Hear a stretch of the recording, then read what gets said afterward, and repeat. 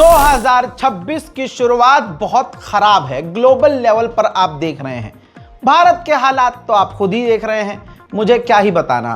पूरे हालात चारों तरफ, बांग्लादेश, पाकिस्तान, इधर मिडिल ईस्ट, हर जगह का बुरा हाल है। उसमें आप गद्दारी देखिए भाई। यूएई, मैंने एक जुमला इस्तेमाल किया था, भूल गए होंगे आप लोग, कि यूएई नया इजराइल है। अब यमन के अंदर सऊदी अरब ने यूएई का ऑपरेशन फेल कर दिया, तो यूएई को वहां से भागना पड़ा। अब यूएई ने देखा कि यार सऊदी अरब बहुत मजबूत है, कुछ करना पड़ेगा। तो यूएई की खुद की औकात है नहीं सामने से सऊदी अरब को कुछ कर सके। अब उसने बहुत खतरनाक प्लान निकाला है, और इसमें मतलब देखिए, दो भाइयों की लड़ाई में तीसरे का फायदा होता है। सुना है ना आपने, कहावत सुनी होगी, बड़े बुजुर्ग कहते थे, वही हुआ। यूएई पूरी तरह से नंगा है, और आपको मालूम है कि कौन सा गुनाह ऐसा है जो यूएई में नहीं होता हो, तो उसे मुसलमान मानना और मुसलमान इस्लामिक आइकॉन मानना हमारा पागलपन है। ऐसे में यूएई ने सऊदी अरब को कमज़ोर करने के लिए अमेरिका इजराइल को खुश भी कर दिया और कमज़ोर भी करने के लिए कदम उठा लिया। क्या आपकी स्क्रीन पर ये यूएई का जो मैप दिख रहा है, इसमें एक छोटा सा सर्कल है। ये एरिया आप देखिए सऊदी अरब से बिल्कुल करीब है। ये जो हरा हरा हिस्सा है ये सऊदी अरब है नीचे। तो यूएई बिल्कुल अपने सऊदी अरब और यूएई के बॉर्डर के करीब, बिल्कुल बॉर्डर पर इजराइल का मिलिट्री बेस बनाने की तैयारी कर रहा है। अल्लाह अकबर। ये है यूएई, आपका दुबई। दुबई बहुत करते हैं ना, ज्यादा हवा में हो गया है। अब ये किसी को, ये सऊदी को भी सऊदी नहीं समझ रहा है। छोड़ दीजिए आप, भाई तो दूर की बात, सऊदी को कुछ मान ही नहीं रहा है। अच्छा, इससे फायदा क्या होगा? इजराइल तो खुश हो ही जाएगा। इजराइल को मिलिट्री बेस मिल रहा है भाई एक और यूएई के अंदर, तो इजराइल तो खुश होगा। अब इधर F-35 ऑलरेडी सऊदी अरब को देने वाला है अमेरिका, डील हो चुकी है। ऐसे में ये इजराइल के लिए बहुत अच्छी जगह हो जाएगी कि भाई यूएई के अंदर अगर सऊदी अरब के बॉर्डर पर बिल्कुल हमें मिलिट्री बेस मिल गया तो हम सऊदी अरब पर पक्की नजर रखेंगे। तो ये सारा हरामीपन जो अब नया शुरू किया है, ये यूएई ने किया है। अब यूएई और सऊदी अरब और दूसरे अरब देश गल्फ कॉरपोरेशन काउंसिल के मेंबर हैं। अब जीसीसी, जिसे शॉर्ट में कहते हैं, जीसीसी जो है मिलिट्री एक्सरसाइज कर रहा है, तो यहां पर यूएई और सऊदी अरब साथ में एक्सरसाइज कर रहे हैं। उधर यमन के अंदर बड़ी चोट पड़ी है, यूएई को भागना पड़ा है। अब जब यमन की फौज अपने अपने इलाकों में वापस आई है, लौटी है, तो जश्न मना रही है। هذا في يوم الاثنين الموافق 5 احتفالات أبناء حضرموت في هذا العيد، عيد الانتصار، عيد الوحدة، عيد الجمهورية. هؤلاء هم أبناء حضرموت، لا يريدون الانفصال بل يريدون الوحدة والجمهورية. يمن واحد، جمهورية واحدة. الله أكبر ولله الحمد، الله أكبر ولله الحمد. والعدو يموت بغيظه. यूएई ने सूडान में क्या किया है दुनिया के सामने है, यूएई यमन में क्या कर रहा था दुनिया के सामने है। एक और इसका कांड खुला है, ह्यूमैनिटेरियन एड के नाम पर, यानी खाने पीने के नाम पर, दवाई कपड़े के नाम पर जो यमन में चीजें भेज रहा था वो हथियार हैं।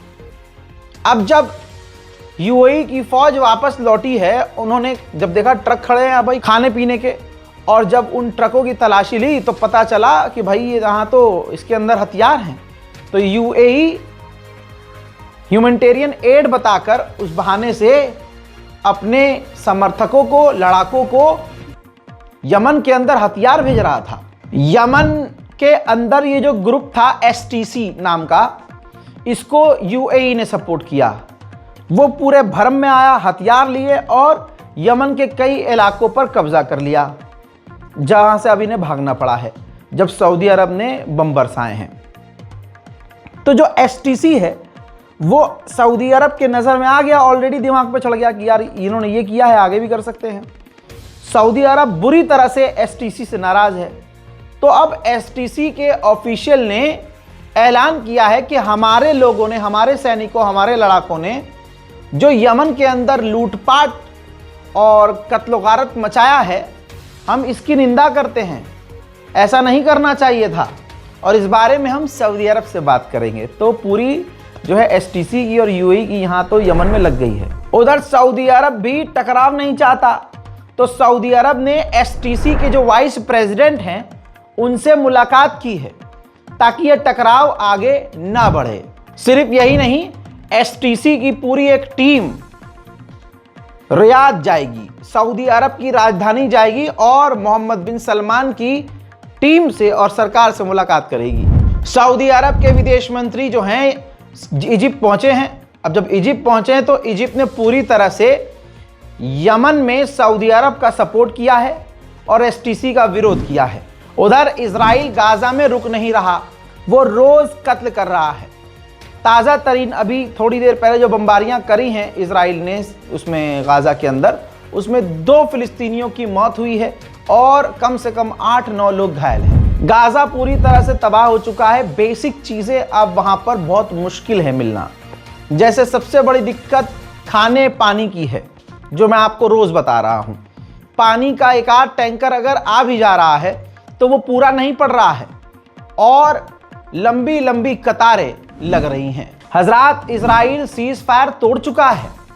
जो येलो लाइन बनाई थी इजराइल, तस्वीर देखिए, उस येलो लाइन को तोड़कर अंदर घुस गया है। यहां तक कि उसके टैंक भी अब येलो लाइन के अंदर गाजा के इलाके में नजर आ रहे हैं और तमाम अरब देश आपस में लड़ने में उलझे हैं और फिलिस्तीन और गाजा के ऊपर से इनकी नजर हट चुकी है। सीज फायर के एग्रीमेंट में यह था कि गाजा के अंदर इजराइल मदद जाने देगा, लेकिन सच्चाई यह है कि 6000 ट्रक इजराइल ने बॉर्डर पर रोक लिए हैं, जिसमें सिर्फ खाना, कंबल और कुछ कपड़े हैं। इजराइल 6000 ट्रकों को गाजा के अंदर जाने नहीं दे रहा है और शुरू से उसने रोक रखे हैं। इजराइल किसी भी काम से पीछे नहीं हटा है, बस यह है कि आपका इंटरेस्ट खत्म हो गया है तो आप नहीं देख रहे हैं। वरना ये तस्वीर देखिए, ये रोज का काम है। गाजा के अंदर जो बची कुची इमारतें हैं, इजराइल बम लगाकर उनको लगातार उड़ा रहा है। इजराइल गाजा में लगातार बमबारी कर रहा है। होली फैमिली कैथोलिक चर्च के बेहद करीब वो हमला कर रहा है। आप आवाज सुन सकते हैं। कैथोलिक चर्च के अंदर से ये वीडियो गाजा में रिकॉर्ड किया गया है।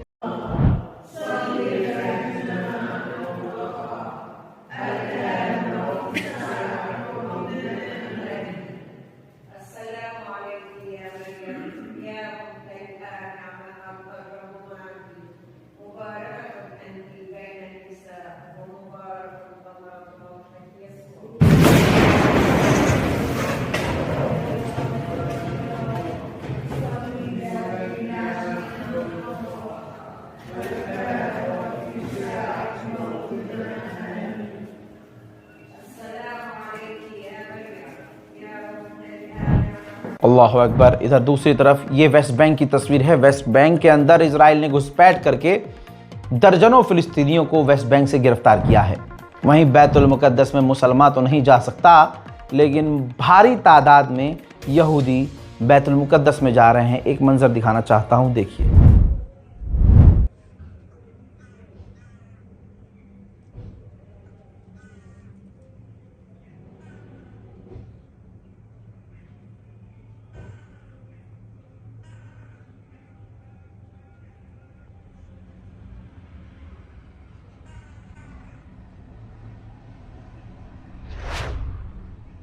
इसी तरह से वेस्ट बैंक में रेड के दौरान एक फिलिस्तीनी व्यक्ति का इजराइल ने गोली मारकर कत्ल कर दिया है। वहीं दोस्तों, एक फिलिस्तीनी महिला पत्रकार जो लड़की पत्रकारिता कर रही थी, वेस्ट बैंक का हाल बता रही थी, उस लड़की को इजराइल ने गिरफ्तार कर लिया है। आज रात देखते ही देखते मेरा गला थक गया चीख चीख के। मैं 6 महीने से चीख रहा हूं कि वेस्ट बैंक पर ध्यान दो, वेस्ट बैंक पर ध्यान दो। हजरात, अरब ने इग्नोर किया, अरब इन तमाम चीज़ों को इग्नोर करता रहा। रिजल्ट ये है कि पूरे वेस्ट बैंक के 41% पर इजराइल ने कब्जा कर लिया है। वहीं एग्रीमेंट के मुताबिक कुछ फिलिस्तीनियों को इजराइल ने आज़ाद किया है।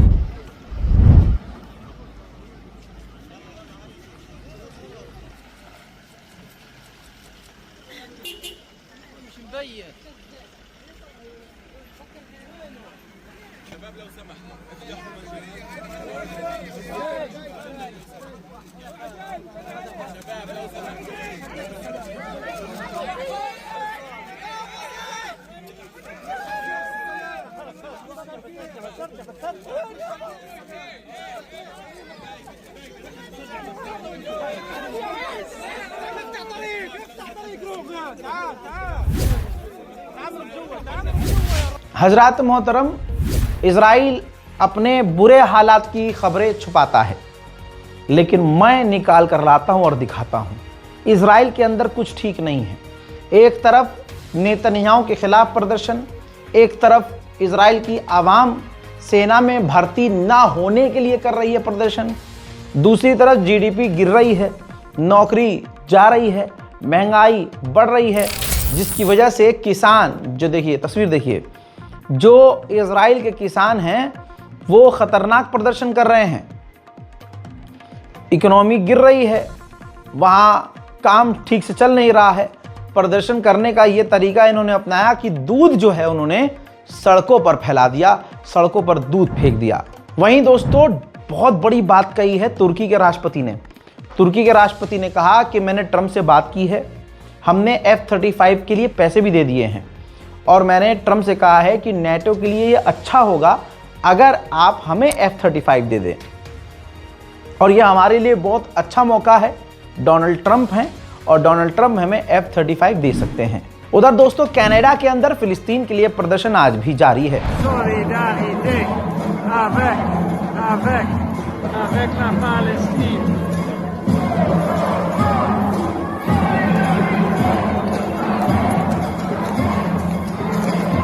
ठीक इसी तरह से हम प्रदर्शन तो नहीं कर पा रहे, हम अपने लिए कुछ नहीं कर पा रहे, लेकिन फिलिस्तीन के लिए स्वीडन में भी प्रदर्शन जारी है।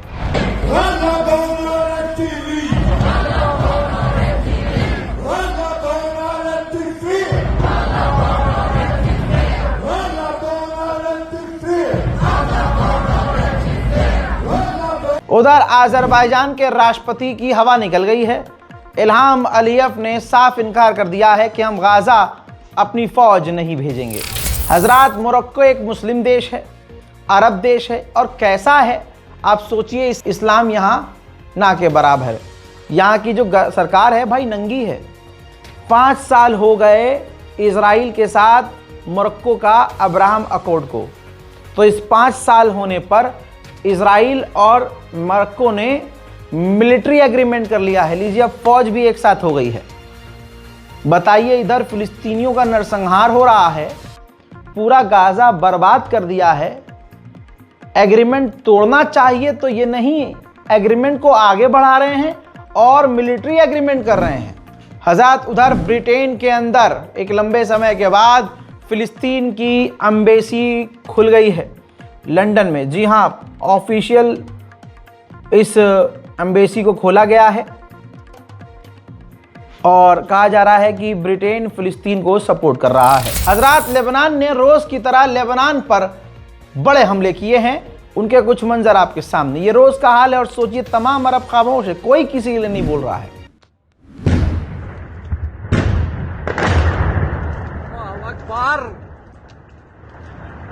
يا لطيف يا لطيف يا لطيف